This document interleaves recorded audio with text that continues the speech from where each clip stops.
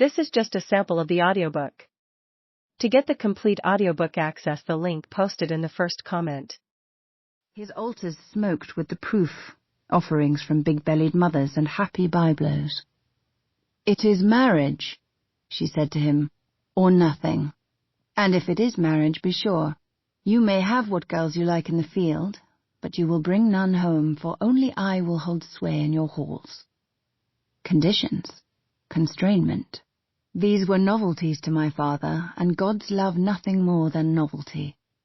"A bargain," he said, and gave her a necklace to seal it, one of his own making, strung with beads of rarest amber. Later, when I was born, he gave her a second strand, and another for each of my 3 siblings.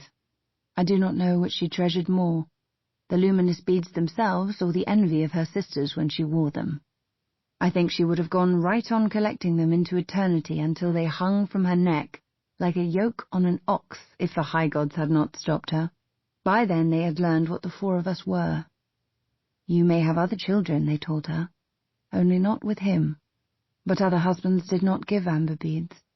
It was the only time I ever saw her weep.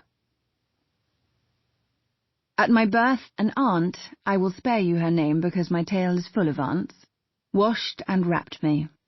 Another tended to my mother, painting the red back on her lips, brushing her hair with ivory combs. A third went to the door to admit my father.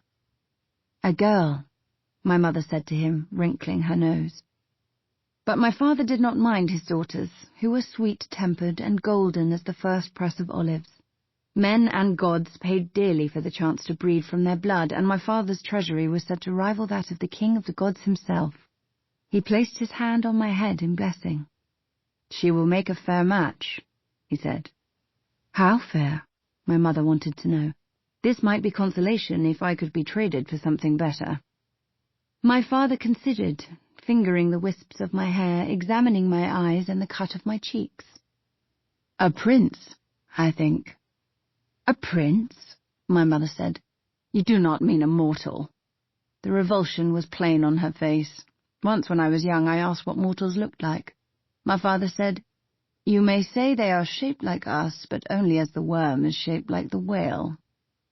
My mother had been simpler, like savage bags of rotten flesh.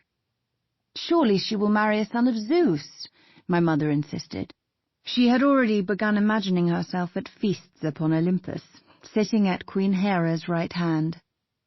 "No, her hair is streaked like a lynx, and her chin. There is a sharpness to it that is less than pleasing." My mother did not argue further. Like everyone, she knew the stories of Helios's temper when he was crossed. However gold he shines, do not forget his fire. She stood. Her belly was gone, her waist re-knitted, her cheeks fresh and virgin rosy. All our kind recover quickly, but she was faster still. One of the daughters of Oceanus, who shoot their babes like roe. "Come," she said, "let us make a better one." I grew quickly. My infancy was the work of hours, my toddlerhood a few moments beyond that. An aunt stayed on, hoping to curry favour with my mother, and named me Hawk, Circe, for my yellow eyes and the strange, thin sound of my crying. But when she realized that my mother no more noticed her service than the ground at her feet, she vanished. "Mother," I said, "Aunt is gone." My mother didn't answer. My father had already departed for his chariot in the sky, and she was winding her hair with flowers, preparing to leave through the secret ways of water, to join her sisters on their grassy river-banks. I might have followed, but then I would have had to sit all day at my aunt's feet while they gossiped of things I did not care for and could not understand. So I stayed. My father's halls were dark and silent.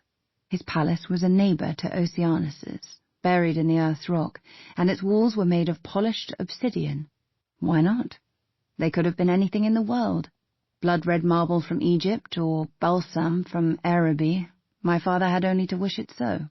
But he liked the way the obsidian reflected his light, the way its slick surfaces caught fire as he passed. Of course, he did not consider how black it would be when he was gone. My father had never been able to imagine the world without himself in it. I could do what I liked at those times, light a torch and run to see the dark flames follow me, lie on the smooth earth floor and wear small holes in its surface with my fingers.